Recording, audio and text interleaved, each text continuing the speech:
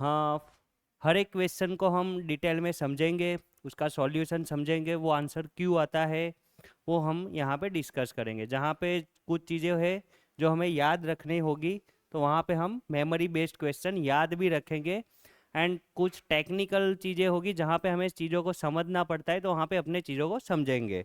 तो यहाँ पे क्वेश्चन और ऑप्शन सब कुछ हमने यहाँ पे मेंशन किया है, तो हम यहाँ पे कॉन्सेंट्रेट पूरा करेंगे और स्टार्ट करते हैं आज का कामकाज। So, the first question is which of the following is not the property of liquid? So, it's a very easy problem. Liquid की property कौन सी नहीं है, ये बहुत अच्छे से अपने को ध्यान देना चाहिए। Not the property of fluid. तो liquid, तो liquid fluid होता है, वो flow हो सकता है। That's mean this is the property, ये सही बात है। Definite shape, यहाँ पे प्रॉब्लम है। अगर लिक्विड है तो उसको जिस कंटेनर में ऐड करेंगे उस कंटेनर का शेप उसको आ जाता है, तो लिक्विड का डेफिनेट शेप होता नहीं है। तो कौन सी प्रॉपर्टी है जो लिक्विड की नहीं है? सो हमारा आंसर क्या रहेगा? डेफिनेट शेप, है ना, is not the property of a liquid. Let's go for the next problem.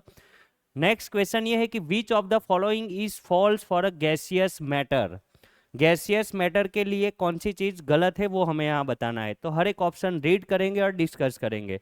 Option number 1, intermolecular force is highest.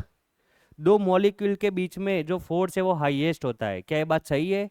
नहीं है। हम सीख कर आए हैं कि अगर हमारे पास अगर सॉलिड है तो सॉलिड के दो मॉलिक्यूल्स के बीच में इंटरमोलिकुलर फोर्स कैसा होता है? हाईएस्ट होता है। लिक्विड में कैसा होता है? मॉडरेट। एंड गैस में कैसा होता है? मिनिमम, है ना, लोवेस्ट या मिनिमम। तो यहाँ तो उल्टी बात कर रहे ये लोग। तो this first is not the property of a gaseous matter, right. Next question की तरफ आगे बढ़ते हुए, what is the latent heat of fusion of ice.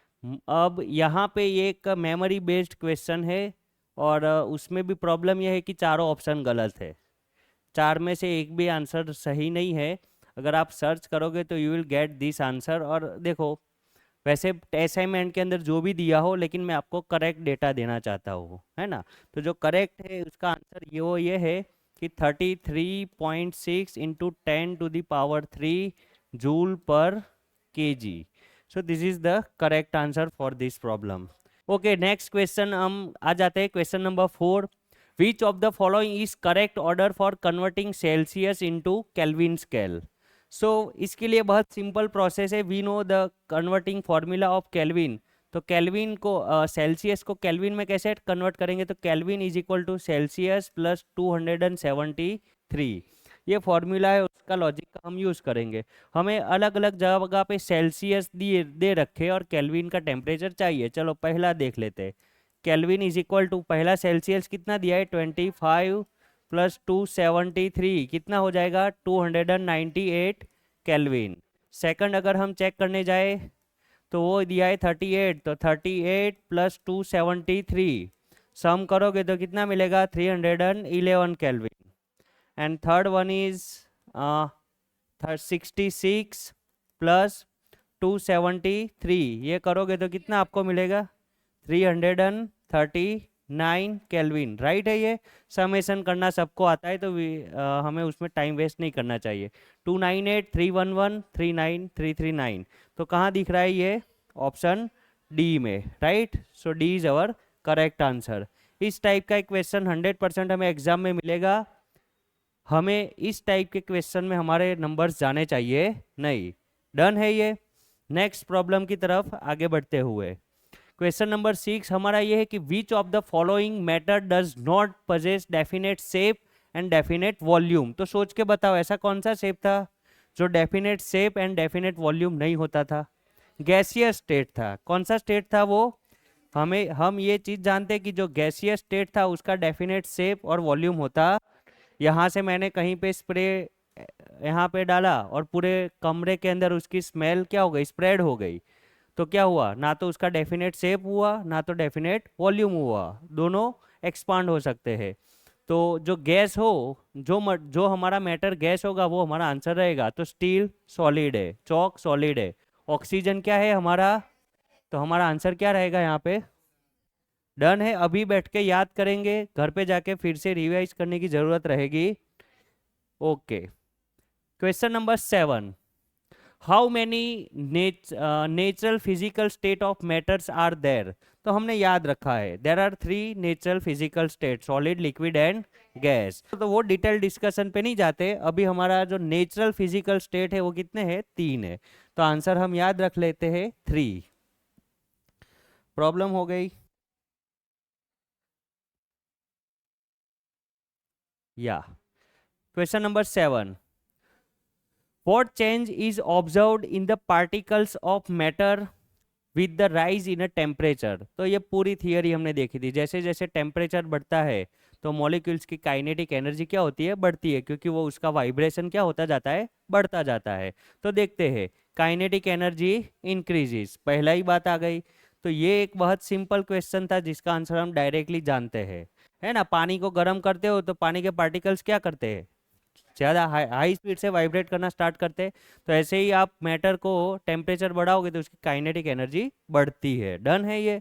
चलो तो question number 8, what is the phenomena of changing of liquid into vapour at any temperature below it's boiling point is called? तो दो phenomena हमने देखे थे यहाँ पे। यहाँ से देखो टेक्निकलिटी स्टार्ट होती है ना? आगे अभी तक जो क्वेश्चन देखे वो मतलब कैसे थे? 1 to 1 1 मिनट में हो जाए। यहाँ पे हमें थोड़ा नॉलेज होना चाहिए क्या, कि दो टाइप के हमने प्रोसेस देखी थी। एक देखी थी वेपोराइजेशन और दूसरी थी इवेपोरेशन। कौन कौन सी प्रोसेस थी? वेपोराइजेशन, है ना,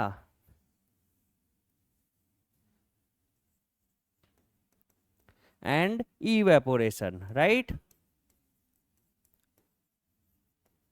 तो दोनों में डिफरेंस क्या था? तो वेपोराइजेशन किसको बोलते थे? Eight 100 degree. अगर वाटर की बात करें तो 100 डिग्री के बाद लिक्विड किस में कन्वर्ट होता था? गैस में, है ना? लिक्विड किस में कन्वर्ट होता था? गैस में, एट 100 डिग्री। तो उसको हमने क्या बोला था? वेपोराइजेशन। और दूसरा देखा था कि इवेपोरेशन।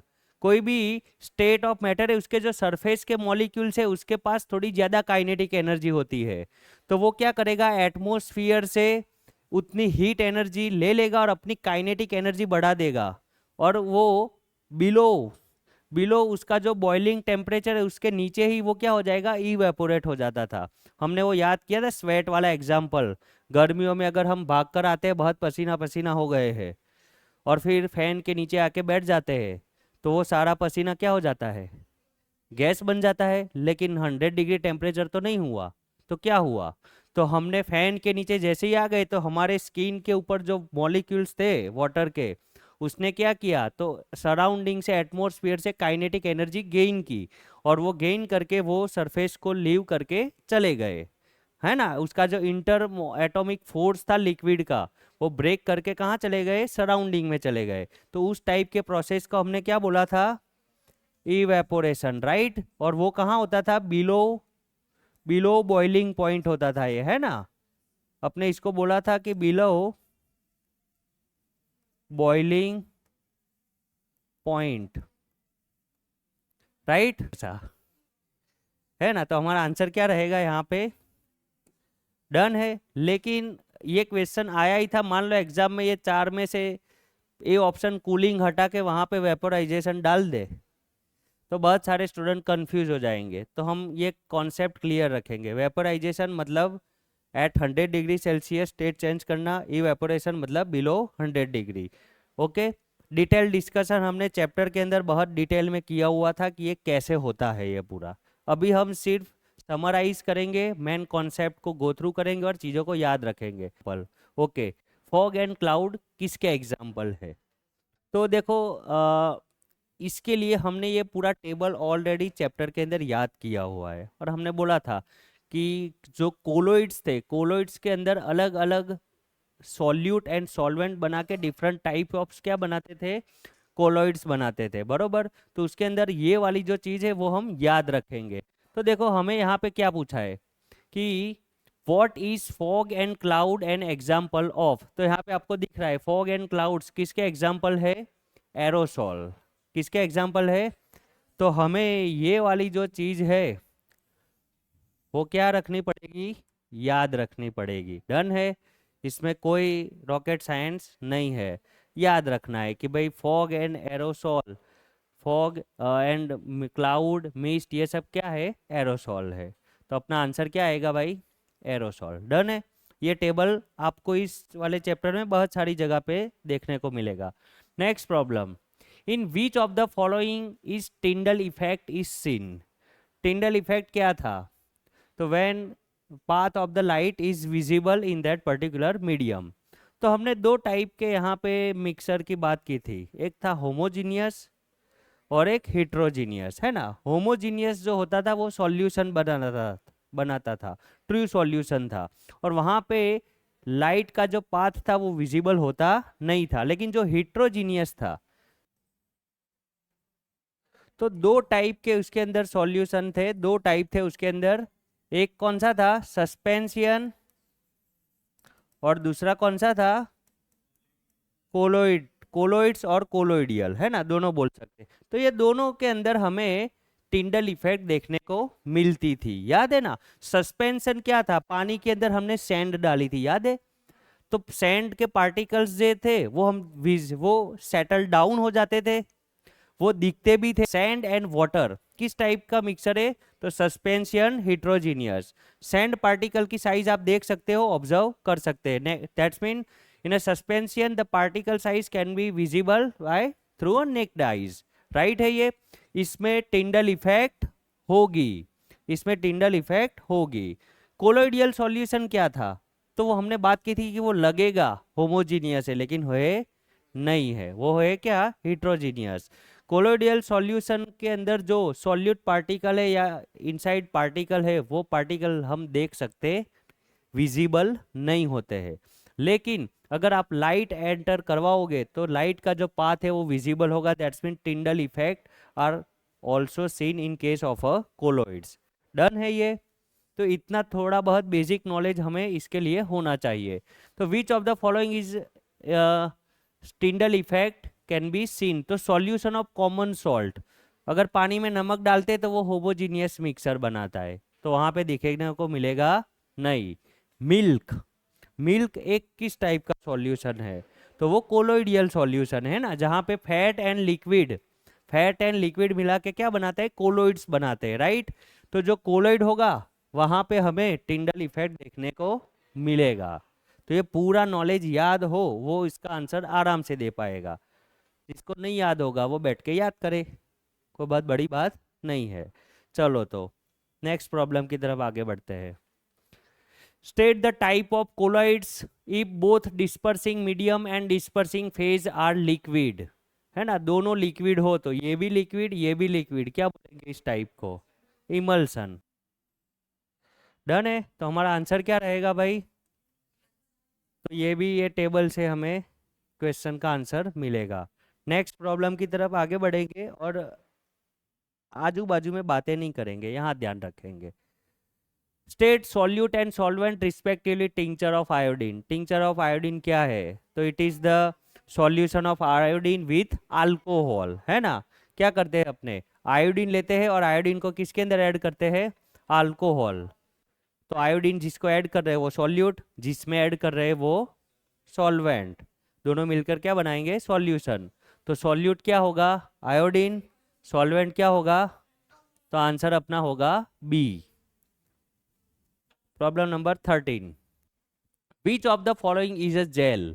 तो यहाँ पे आ जाते हैं जेल, जेल में क्या होता है, तो डिस्पर्सिंग फेज, मैंने बोला था फेज, दैट्स इन फेज किसके जैसा होगा, solute like particle, and medium मतलब solvent like medium, okay particle. तो हमें जेल, जेल के अंदर सॉल्यूट क्या होगा, लिक्विड, सॉल्वेंट क्या होगा, सॉलिड, वो होगा जेल। और उसका एग्जांपल कौन है, जेली, चीज एंड बटर। तो यहाँ पे देखते हैं घी इज नॉट जेल, तो यहाँ पे ये पे क्रॉस करेंगे अपने, ये नहीं है हमारा, स्पॉन्ज नहीं है, मिल्क, तो क्या बचा है अंदर ऑप्शन में, ये रहा, है ना, ये रहा बटर हमारा। तो आंसर क्या रहेगा इसका, which of the following is a gel, तो बटर। डन है ये। चलो तो ये पीडीएफ में आपको दूंगा तो उसके अंदर ये टेबल रहेगा ही वहाँ पे ही, तो आप बाजू में वेरीफाई भी कर सकोगे कि हाँ इसका आंसर ये क्यों आता है।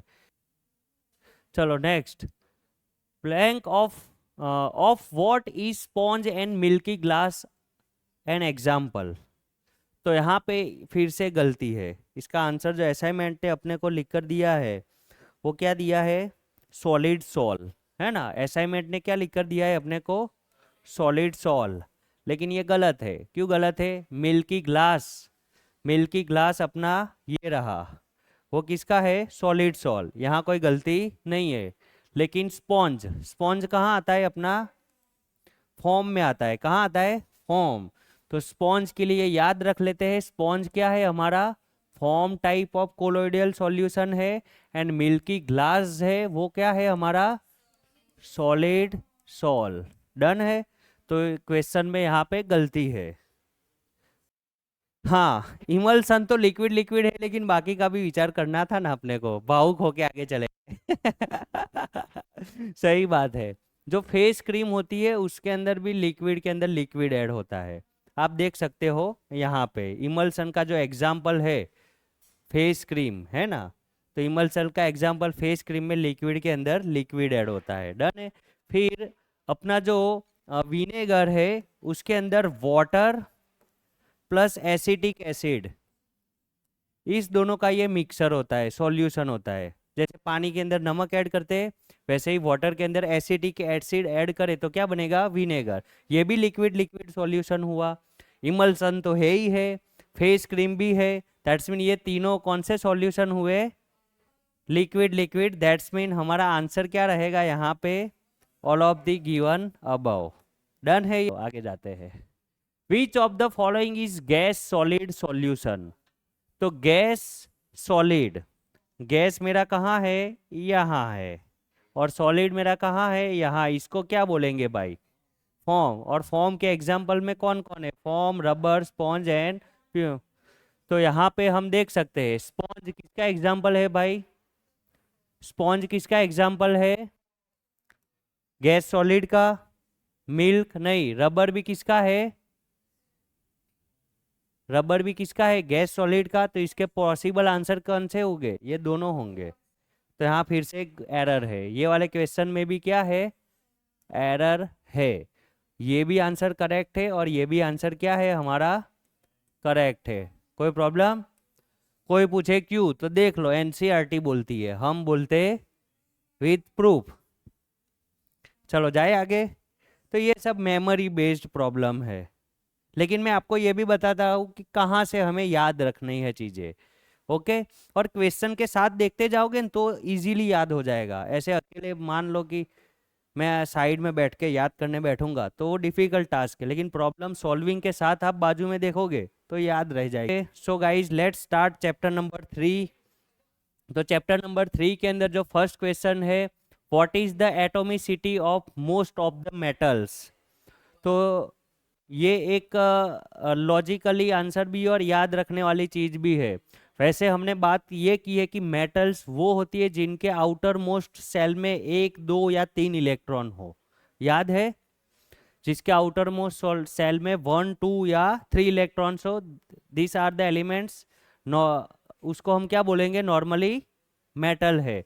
तो हमारा सोडियम है, लिथियम है, पोटेशियम है, तो ये सबका एटोमिसिटी क्या होता है, 1 होता है। Okay, one more question, atomicity है क्या। तो किसी भी एलिमेंट या कंपाउंड के केमिकल फॉर्मूला में जितने नंबर्स ऑफ एटम हो उसको हम क्या बोलेंगे, एटोमिसिटी। जैसे कि मैं बात करूं ऑक्सीजन का, क्या है केमिकल फॉर्मूला, आप क्या लिखते हो ऑक्सीजन का, O2। तो इस ऑक्सीजन के मॉलिक्यूलर फॉर्मूला में या तो मॉलिक्यूल में ऑक्सीजन के कितने एटम है, 2। तो इसकी एटोमिसिटी क्या हुई, 2 हुई। लेकिन सोडियम का लिखो तो सोडियम का सिर्फ Na ही होता है, वो मेटल है तो उसका क्या होगा, 1 होगा। अगर नाइट्रोजन लिखे, नाइट्रोजन सॉरी N2 होता है, क्या होता है, N2। तो इसकी भी एटोमिसिटी क्या हुई, 2 हुई। लेकिन सोडियम मेटल है और मेटल का एटोमिसिटी क्या है, 1 है। तो ऐसी बहुत सारी मेटल देखी जाती है जिसके अंदर maximum number of metals, most of the metals having atomicity 1। तो हम आंसर क्या रखेंगे याद? 1 है हमारा आंसर। समझ में आ रही है बात भाई? है ना, कोई बहुत बड़ा बात नहीं है, ये याद रखने वाली बात है ये। 18, state the molecular formula of ammonium sulphate. लिखता हूं मैं एमोनियम। एमोनिया से अपने क्या क्या आता है? एमोनियम क्या होता है? NH4। क्या होता है? एमोनिया क्या होता है? NH4। मैं अपने याद भी रखता था, एमोनिया मैं ऐसा बोलता था, याद है ना। NH4 का जो आयन होता है वो क्या होता है? प्लस। डन है, एमोनिया NH4 प्लस। एंड जो सल्फेट होता है उसका केमिकल फॉर्मूला क्या होता है? SO4-2। तो आपके पास दो आयन है, एक है NH4 प्लस और एक है SO4-2। अगर दोनों से आपको कोई केमिकल बनाना है तो दोनों का चार्ज न्यूट्रल होना चाहिए। तो ये -2 है तो यहाँ पे भी क्या चाहिए? +2। तो NH4 के कितने मुझे मॉलिक्यूल्स चाहिए? तो आंसर है NH4 2 लूंगा तो +2 हो जाएगा, और SO4 क्या हो जाएगा? -2 +2 -2 कैंसल, तो ये अपना क्या हो जाएगा? आंसर आ जाएगा। तो ऐसा कहाँ है हमारा? ये रहा। आगे जा सकते हैं? चलो 19 number, state the symbol for the metal used in a thermometer. तो थर्मोमीटर के अंदर क्या यूज होता है भाई? मर्क्यूरी। मर्क्यूरी। जाते हैं आगे। 20 number, which of the following is the molecular formula of quick lime. तो याद रख लेंगे, कोई दिमाग दौड़ाने की जरूरत नहीं है, ये केमिस्ट्री का याद रखने वाला क्वेश्चन है। क्विक लाइम का जो केमिकल फॉर्मूला है, मॉलिक्यूलर फॉर्मूला, वो है CaO। और उसका केमिकल नेम क्या है? Calcium oxide. कहाँ कार्बन दिख रहा है भाई? Calcium oxide. दूसरा भी आपको यहाँ पे सेम कॉन्सेप्ट में दूसरा क्वेश्चन पूछ सकते हैं, बहुत बार पूछा भी गया है। क्विक लाइम के बाद जो और पूछ सकते हैं वो मैं आपको बता ही देता हूँ, स्लैक्ड लाइम। हाँ ऐसा पूछेंगे। क्विक यहाँ आप रीड करके गए क्विक, वहाँ पूछ गया स्लैक्ड, सब ने लिख कर आया यही होगा शायद के आंसर, लेकिन स्लैक्ड लाइम अलग है। इसका जो आंसर आएगा वो आएगा CaOH ट्वाइस, है ना। और उसका जो केमिकल नेम है वो हम बोलते हैं कैल्शियम हाइड्रोक्साइड। क्या बोलेंगे? कोई प्रॉब्लम? तीसरा भी पूछ सकते हैं, लाइमस्टोन। सब कुछ एक जैसा नहीं लग रहा है? लाइमस्टोन, उसका होता है काको 3, CaCO3। इसको हम बोलेंगे कैल्शियम कार्बोनेट। कोई प्रॉब्लम? तो क्वेश्चन भले ही एक याद करो, लेकिन उसके रिलेटेड ये सारे जो क्वेश्चन है वो भी हम याद कर लेंगे कि भाई क्विक लाइम नहीं, स्लैग लाइम का ये होता है, लाइमस्टोन का ये होता है। ये ऑप्शनल क्वेश्चन है, पूछ सकते हैं, बहुत बार पूछा हुआ है ये।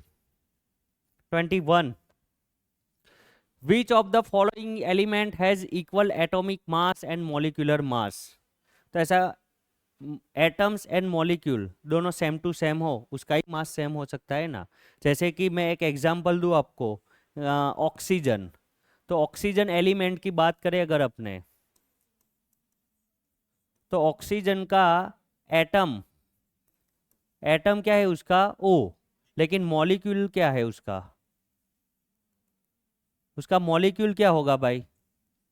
O2, है ना। तो उसका एटॉमिक मास क्या होगा?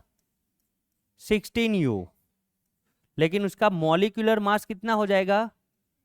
तो अलग क्यों हुआ? क्योंकि मॉलिक्यूल बदल गया। ओके। लेकिन ऐसा एलिमेंट जिसका एटम और मॉलिक्यूल दोनों सेम टू सेम हो, उसका मास भी क्या रहेगा? सेम रहेगा। जैसे कि एक एग्जांपल मैं यहाँ पे आपको दे सकता हूँ। इनर्ट, नॉर्मली आप ऐसा याद रख सकते हो, जो इनर्ट गैस एलिमेंट है, मैंने बात की थी वो helium, neon, krypton, xenon, radon, है ना, जो अपने हीरो थे, उनके जैसे सब बनना चाहते थे हमारी स्टोरी में, याद है वो स्टोरी? हाँ, तो वो सारे इनर्ट गैस एलिमेंट थे। उनके अंदर अगर हीलियम का मैं एटम लिखने जाऊँ तो He, मॉलिक्यूल भी He। नियॉन का एटम लिखने जाऊंगा Na, मॉलिक्यूल भी Na। क्रिप्टॉन का भी ये है ना। वैसे क्रिप्टॉन के बाद जेनॉन, रेडॉन, ये सब जो एलिमेंट है वो इनर्ट गैस एलिमेंट है, जो अपने को ये सब देखने की जरूरत नहीं है, आगे की बात है। अपना तो देखो यहाँ पे ही हो जाएगा। नाइट्रोजन, उसका मॉलिक्यूलर क्या होता है भाई, मॉलिक्यूल क्या होता है नाइट्रोजन का, N2, ये वाला केस नहीं है। नियोन, हाँ हो गया सर, हमारा काम डन है ना। ऑक्सीजन क्या होगा, O2 नहीं चाहिए। क्लोरीन क्या होगा, Cl2 नहीं चाहिए। डन है, बात समझ में आ रही है। चलो जा सकते हैं आगे। 22, sorry question number 6, what is the valency of atom N in NH3। Valency कहीं पे भी एटम की किस पे डिपेंड होती है, तो नाइट्रोजन के बारे में बात कर रहे हैं, तो नाइट्रोजन का एटॉमिक नंबर क्या है, 7, क्या है।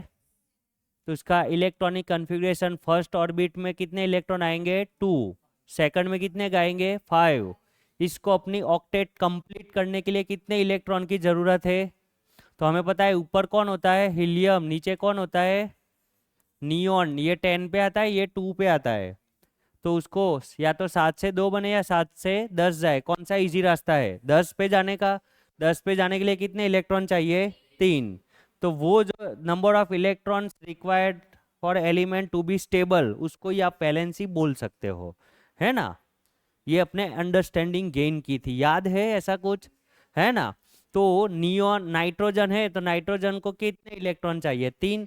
तो 3 is the number of valency of nitrogen. कोई प्रॉब्लम, हमारा आंसर क्या रहेगा।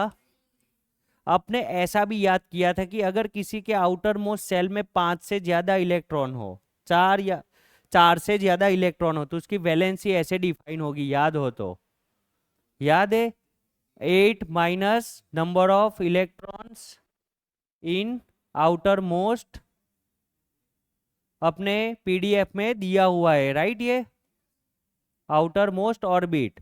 तो नाइट्रोजन के आउटर मोस्ट सेल में कितने इलेक्ट्रॉन है, 5, 4 से ज्यादा है, मतलब ये वाला फॉर्मूला लॉजिक लगेगा। दैट्स मीन हम क्या लिख सकते हैं, 8 माइनस 5, क्या आएगा आंसर, 3।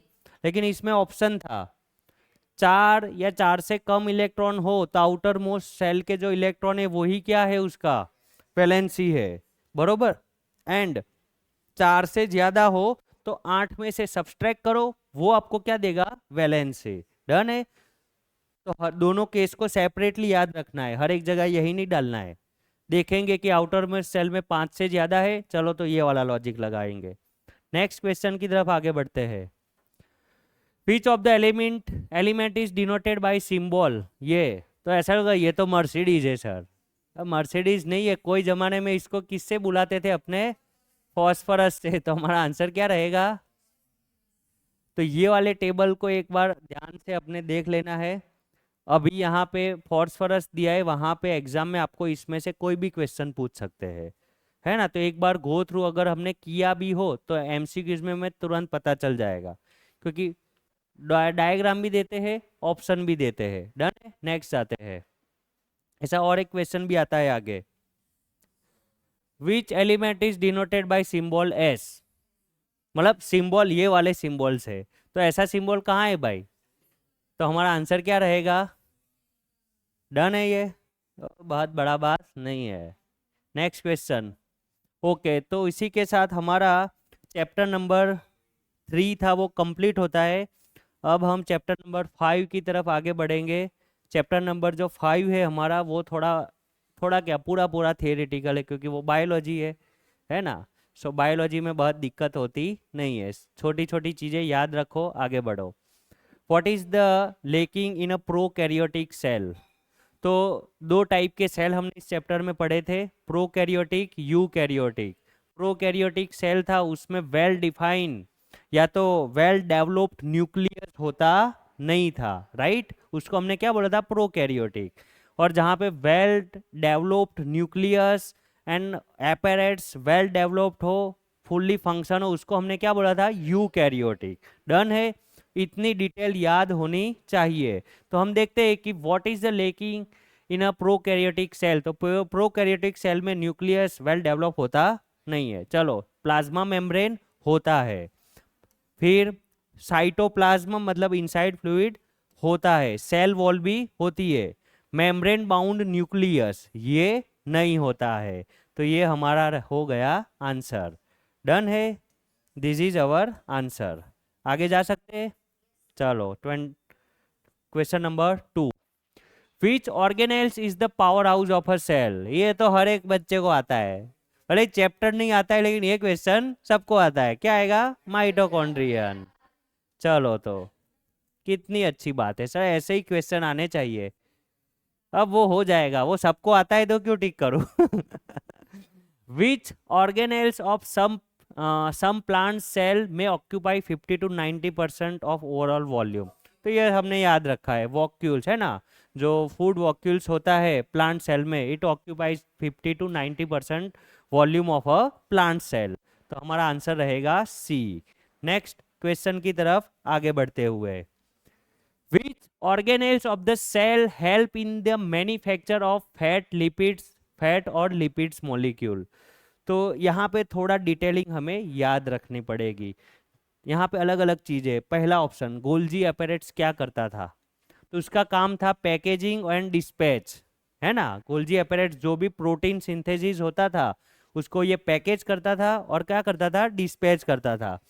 तो इसका तो ये कुछ बनाता नहीं था, तो ये वाला तो नहीं आएगा। डन है ये। नेक्स्ट क्या है हमारा? Rough endoplasmic reticulum. ये क्या करता था?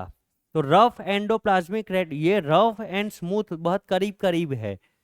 अगर आपको कंफ्यूजन होगा तो ये दोनों में ही होगा, तो याद रखते जो रफ एंडोप्लाज्मिक रेटिकुलम है वो प्रोटीन सिंथेसिस करता है। क्या करता है? प्रोटीन सिंथेसिस करेगा। क्या करेगा? एंड जो स्मूथ एंडोप्लाज्मिक रेटिकुलम है वो फैट्स और लिपिड्स मॉलिक्यूल सिंथेसिस करेगा। डन है ये मैं नहीं, आप टेक्स्ट बुक के अंदर परफेक्ट पैराग्राफ में हमने हाईलाइट किया हुआ है, चैप्टर पढ़ते टाइम भी आप देखोगे मिल जाएगा ये, कोई प्रॉब्लम। याद रख सकते हैं ना ऐसी सारी चीजें अपने। सो RER जो है वो प्रोटीन मैन्युफैक्चरिंग लिख देता हूं मैं, चलो यहाँ पे।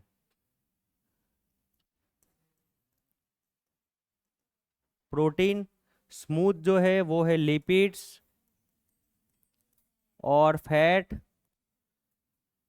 लाइसोजेम्स वो क्लीनिंग का वर्क करता है सेल्स के अंदर, है ना। डाइजेस्टिव एंजाइम्स उसके ऊपर उसके साथ होते हैं, डाइजेस्टिव एंजाइम्स होते हैं लाइसोसोम के अंदर, और वो सेल के अंदर जो कचरा होता है उसको क्या करता है? वेस्ट मटेरियल को डिस्पोज करने का काम करता है। डन है। एंड गोल्जी अपैरेट्स पैकेजिंग का काम करता है। याद रहेगा ये। तो अभी भले ही अपना आंसर क्या रहेगा तो इसके अंदर, हाँ क्या रहेगा अपना? SER। डन है। भले ही अपने को यहाँ पे फैट और लिपिड लिख कर दिया, एग्जाम में सेम क्वेश्चन प्रोटीन लिख दे तो हमारा आंसर क्या हो जाएगा? डन है ये। तो ये दोनों पॉइंट्स अच्छे से याद रखेंगे हम, कोई प्रॉब्लम। जा सकते हैं आगे। Where are chromosomes located? तो इनसाइड अ न्यूक्लियस, है ना। थियोरेटिकल क्वेश्चन, अच्छे से चैप्टर पढ़ा है हमने, कोई प्रॉब्लम नहीं है। इनसाइड अ न्यूक्लियस, हमने तो क्रोमोसोम्स के साथ DNA कैसे बनता है वो भी समझ लिया था। Which cell organelles is found only in a plants? तो हम देख सकते हैं माइटोकॉन्ड्रिया एनर्जी सबको चाहिए, सब में होता है, न्यूक्लियस सबके अंदर होता है, क्लोरोप्लास्ट, क्लोरोप्लास्ट फोटोसिंथेसिस में यूज होता है, हम फोटोसिंथेसिस करते हैं। ये सिर्फ कौन करता है? प्लांट्स। तो ये सिर्फ कहाँ मिलेगा आपको? प्लांट के अंदर। तो आंसर क्या रहेगा हमारा? क्लोरोप्लास्ट। नेक्स्ट क्वेश्चन की तरफ आगे बढ़ते हैं। विच action is the result of plasmolysis? Plasmolysis मतलब सेल के अंदर से पानी बाहर आ जाना। तो हम याद यहाँ पे ये रखना है कि जब भी सेल वाटर लूज करेगा, क्या करेगा? मतलब सेल इतना बड़ा था, वाटर लूज करेगा तो इतना हो जाएगा। तो वाटर लूज करके सेल जो श्रिंक हो जाता है उस प्रोसेस को हम क्या बोलते हैं? प्लाज्मोलिसिस। डन है। तो ये नॉलेज हम याद रख सकते हैं। तो अब आंसर दो, क्या आंसर आएगा? Losing of water by the cell, कोई problem. Losing of water by the cell. 32, which cell organelles possess deep folds in its inner membrane? तो ये हमें पता है कहाँ था, ये माइटोकॉन्ड्रिया है ना। क्यों था, तो increase the surface area for the chemical reaction of ATP molecules, right. ATP molecules के जनरेशन के लिए जो केमिकल रिएक्शन होती है उसका लिए सरफेस एरिया बढ़ाने के लिए ये जो स्पेशलिटीज है वो माइटोकॉन्ड्रिया में थी, राइट। याद किया हुआ है हमने। नेक्स्ट आते हैं। तो इसी के साथ अपना चैप्टर नंबर 5 कंप्लीट होता है। Now we will go forward towards chapter number 8। Okay, let's start. A sprinter completes a round on a circular path of circumference 400 meter. What is its displacement? तो भाई कोई भी टाइप का उसके अंदर उन्होंने राउंड कंप्लीट किया हो, हाँ, अगर मान लो उसने यहाँ से स्टार्ट किया है और वापस वो गोल घूम के यहाँ पे ही आ रहा है, तो उसका डिस्प्लेसमेंट क्या होगा, क्योंकि displacement depends on initial and final position. दोनों सेम है तो डिस्प्लेसमेंट क्या होगा, 0 होगा। चलो आगे the speed time graph for 3 objects A B C are represented on a स्वयं graph A B and C, बरोबर, ये तीनों के ग्राफ है। Which object would cover the highest distance, कौन सा ऑब्जेक्ट हाइएस्ट डिस्टेंस कवर करेगा वो हमें निकालना है। तो हम डिस्टेंस कैसे निकाल सकते हैं ग्राफ से, तो डिस्टेंस ऐसे निकाल सकते हैं कि जो ग्राफ है उसके नीचे का जो एरिया है ना, area enclose by the graph, वो हमें क्या देगा, डिस्टेंस देगा। तो किस ग्राफ के नीचे ये तीनों को एनक्लोज करना है, तो यहाँ पे एनक्लोज होगा ये, तो इसके नीचे का एरिया मैं तीनों में कवर करूंगा। किस केस में सबसे ज्यादा एरिया कवर होगा, सी वाले में सबसे ऊपर है ऑब्वियस, ए में इतना ही होगा, बी में इतना होगा और सी में इतना सारा होगा। तो area enclose by the graph is highest in case of a C, तो हमारा आंसर क्या रहेगा, C. 35 A scooter is travel at 60 kilometre per hour along a straight path for 20 minutes। तो डेटा हम यहाँ पे मेंशन कर देते हैं। उसकी स्पीड पहले अपने तो दी है, कितनी दी है, 60 kilometre per our, straight path for 20 minute, time हमें दिया है उसका 20 minute. How much distance has he travelled, हमें डिस्टेंस यहाँ पे क्या करना है, फाइंड करना है, तो बहुत बड़ा बात नहीं है। Speed is equal to distance divide by, therefore distance is equal to speed multiply by time. लेकिन यहाँ पे आंसर देखो सब किस में है, किलोमीटर में। तो हम देखेंगे कि ये किलोमीटर पर आवर है, मतलब डिस्टेंस किलोमीटर में लेंगे तो टाइम किस में लेना पड़ेगा, आवर में। तो ये मिनट वाला चलेगा, उसको किस में कन्वर्ट करना पड़ेगा, आवर्स में कन्वर्ट करना पड़ेगा। तो हमें पता है ये आवर्स में कैसे होगा, तो 20 डिवाइड बाय 60, ये क्या हो गया अपना, आवर्स हो गया। दैट्स मीन 0 0 कैंसल एंड 1 2 3 जा 6, तो 1/3 आवर्स हो गया। टाइम हमारा वैल्यू पुट कर देते हैं दोनों की, डिस्टेंस हम रख देते हैं, सॉरी स्पीड रख देते हैं 60, टाइम है हमारा 1/3, तो 3 2 जा 6, तो 20 और यूनिट क्या रहेगा हमारा, तो हमारा आंसर क्या रहेगा, 20 किलोमीटर। कहाँ है, ये रहा। डन, इजी है। चलो आगे की तरफ बढ़ते हुए नेक्स्ट क्वेश्चन है हमारा, velocity of vehicle increase from 5 metre second to 15 metre per second. Data लिखते हैं, इनिशियल वेलोसिटी कितनी थी, 5 metre per second, final velocity कितनी हो गई, 15 metre per second. In 5 second time taken for it कितना है, 5 second. What is the magnitude of acceleration, तो एक्सलरेशन का फॉर्मूला क्या है, v minus you divide by, v की वैल्यू रखो यहाँ पे 15, u की वैल्यू 5, टाइम की value 15 minus 5 divide by 5, 10 divide by 5, unit क्या होगा, मीटर पर सेकंड। कहाँ है 2, तो 2 दो जगह है, सी में भी है डी में भी है, तो आंसर क्या रहेगा हमारा, क्यू, सी क्यू नहीं, क्योंकि यूनिट, ये जो यूनिट है वो क्या है, स्पीड का दिया है, और हम क्या फाइंड कर रहे हैं, एक्सलरेशन, तो एक्सलरेशन का यूनिट क्या है, मीटर पर सेकंड। डन है, ये छोटी छोटी चीजें ध्यान रखेंगे हम। A train runs at constant speed of 54 kilometre per hour, what would be its speed in metre per second. तो एक सिंपल फॉर्मूला है, आपको याद रख लेना है। जब भी आपको किलोमीटर पर आवर्स में कोई भी वैल्यू दी है और उसको आपको मीटर पर सेकंड में फाइंड करना है, तो आपको सिंपल उसको 5 डिवाइड बाई 18 से मल्टीप्लाई कर देना है। जो भी आपको वैल्यू दिए उसको क्या करेंगे, 5 डिवाइड बाई 18 से मल्टीप्लाई कर देना है। कर सकते हैं इतना काम। तो हमें क्या वैल्यू दी है यहाँ पे, तो हमें यहाँ पे दिया है 54 किलोमीटर पर आवर। उसको किस में कन्वर्ट करना है, मीटर पर सेकंड। तो 54 को किस से मल्टीप्लाई कर देंगे, 18, ये किस में कन्वर्ट हो गया, 18 3 54, 5 3 मीटर पर सेकंड। तो अपना आंसर क्या रहेगा, अच्छा ये 1.5 है, सॉरी मैंने 1 और 5 ही जल्दी जल्दी में भावुक होकर देख लिया। ओके, सो हमारा आंसर आएगा ए। डन है, इजी है। ओके चलो या आगे जाते हैं अपने। For which physical quantity from the following direction is not required to be mention with its magnitude. Direction की जरूरत नहीं है, मतलब कैसी क्वांटिटी है, स्केलर। तो चेक करते हैं, स्पीड कैसी क्वांटिटी है, स्केलर है। पहले चलो डेटा लिख देता हूँ। ये एक स्केलर क्वांटिटी है। डिस्प्लेसमेंट, वेक्टर, वेलोसिटी, एक्सलरेशन, तो यही एक चीज़ है जिसको डायरेक्शन की ज़रूरत नहीं है। तो आंसर क्या रहेगा, कोई प्रॉब्लम। चलो आगे के क्वेश्चन की तरफ बढ़ते हैं। What is constant for an object performing uniform circular motion.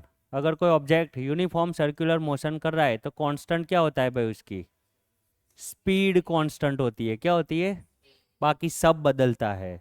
Velocity change हो रही है, कैसे, क्योंकि डायरेक्शन बदल रही है हर एक पॉइंट पे ऑब्जेक्ट की, है ना। फिर एक्सलरेशन भी बदलता है क्योंकि सेम डायरेक्शन बदल रही है। So that we will discuss in our higher class, but still अभी हमें जो क्वेश्चन है उसके अकॉर्डिंग हमारा आंसर क्या रहेगा, स्पीड। कौन सी चीज़ कांस्टेंट रहती है उसकी, वो बदलती चाहे। आगे 40 number, of what does slope of velocity time graph give the magnitude. ये हमने पहले ही देख लिया, आगे वाले क्वेश्चन में नहीं डिस्कशन किया था। ये वेलोसिटी है और ये टाइम है। तो इस ग्राफ का स्लोप मैंने बताया था, क्या दिखाएगा आपको, slope of V to T graph क्या देगा, एक्सलरेशन क्या देगा। कोई प्रॉब्लम। इसके साथ ये भी याद कर लेते हैं थोड़ा एक्स्ट्रा डेटा, वो भी ऑप्शन में पूछ सकते हैं। यहाँ पे पोजीशन है या टाइम है, यहाँ डिस्टेंस है, क्या है, डिस्टेंस वेरियस टाइम ग्राफ है। तो डिस्टेंस वेरियस टाइम ग्राफ का स्लोप हमें क्या देगा, स्पीड देगा। क्या देगा, बहुत बढ़िया, डन है ये। और वेलोसिटी टू टाइम ग्राफ का स्लोप क्या देगा, एक्सलरेशन। तो हमारा यहाँ पे आंसर क्या आएगा भाई, answer is C, acceleration. Okay, तो let's start chapter number 12, question number 1। Which of the following is not a macro nutrients. तो मेमोरी बेस्ड क्वेश्चन है, याद होना चाहिए। मैक्रो न्यूट्रिएंट्स कौन कौन से है, nitrogen, phosphorus, potassium, calcium, magnesium, sulphur. Not a, तो हम देख सकते हैं कि जो पोटेशियम है वो तो हमारा मैक्रो न्यूट्रिएंट्स है। ओके, हमें क्या बात की है, मैक्रो। ओके, फॉस्फोरस ये भी है, कैल्शियम ये भी है, जिंक, जिंक नहीं है। आप देख सकते हो मैक्रो न्यूट्रिएंट्स जिसमें जिंक है, जिंक कहाँ है, माइक्रो में है। तो हमारा आंसर क्या रहेगा, zinc is a not a macro nutrient, zinc is a micro nutrients. Done है ये। नेक्स्ट क्वेश्चन की तरफ आगे बढ़ते हैं। What are unwanted plants known as weeds? Done है, चलो कचरा, मतलब ऐसे अपने हिंदी में बोलते हैं ना, ये अनवांटेड प्लांट्स। वो species is Bos indicus, cow. Okay, जो काउ है उस स्पीसीज को हम क्या बोलते हैं, मतलब बोस इंडिगस। डन है, मेमोरी बेस्ड क्वेश्चन याद रखेंगे। Which of the following is a source of carbohydrates. तो टेक्स्ट बुक का पैराग्राफ है जिसमें आपको कार्बोहाइड्रेट के सोर्स दिए हुए हैं। Cereals such as a wheat, rice, maize, millets, sorghum provide us carbohydrate for a energy। Done है, तो ये वाला जो पैराग्राफ है आपका, कहाँ से लेके यहाँ तक आपको पता होना, तो हमारा आंसर क्या रहेगा, मेज रहेगा। डन है, कोई problem? The fish rearing is a composite fish farming which fish feed on a weeds. तो हमें पता है कॉम्पोजिट फिश फार्मिंग में आपने देखा होगा कि उसमें अलग अलग टाइप की जो फिश होती है उसको एक ही जगह पे एक ही वाटर के अंदर लाके रखा जाता है ना। सब लोग साथ में रहेंगे लेकिन मिलजुल के रहेंगे। क्यों, कैसे मिलजुल के रहेंगे? तो कुछ फिश ऐसी होगी जो वाटर के अपर सरफेस पे ही खाना खाएगी, कुछ मिडल रेंज में और कुछ बेस में जाके खाना खाएगी। तीनों का फीडिंग का जो प्लेस है और फीडिंग का जो खाने का टाइप है वो क्या है, अलग अलग है। तो उन तीनों के बीच में झगड़ा होगा नहीं। तो ऐसे टाइप पे हमने देखा था अ कैटलास आर सरफेस फीडर्स, कहाँ पे रह के खाना खाएंगे, सरफेस पे। नाम याद रखेंगे, catlas. Rohus feed in the middle zone in the pond, and mrigals and common crabs are a bottom feeders, and grass crab feed on a weeds, है ना, ग्रीन करके रखा है। तो weeds पे कौन खाना खाएगा, कहाँ दिख रहा है? डन है। Question number 6 is what does the manure increase the Sandy soil. Manure क्या करता है? तो बहुत सिंपल आंसर है, वाटर होल्डिंग कैपेसिटी है उसको वो बढ़ाता है। मैन्योर का मेन काम क्या है? तो it increase the water holding capacity. Done है, ये याद रहेगा। चलो next question, what do pulses providers. Pulses हमें क्या देते हैं, वही वाला पैराग्राफ, या कार्बोहाइड्रेट तक पढ़ा था, उसके नीचे क्या है, pulses like gram, pea, black gram, green gram, pigeon, lentils and provide us protein. ये दूसरा पैराग्राफ का सेकंड लाइन क्या देगा पल्सिस आपको। डन है ये। तो आपको ये पढ़ने के साथ साथ ये भी पढ़ते रहना है, क्योंकि क्वेश्चन एग्जाम में सेक्शन ए में कुछ भी पूछ सकते हैं। तो अपने को पूरा याद हो तो कोई प्रॉब्लम रहेगी नहीं। और last question, what are cultivated as a source of pulse. Pulse, मोती प्राप्त करने के लिए क्या कल्टीवेट करते हैं, ऑयस्टर, है ना, ये हमने याद रखा था, है ना, ऑयस्टर। डन है ये। तो इसी के साथ हमारा सेक्शन ए का एमसीक्यूज पार्ट कंप्लीट होता है।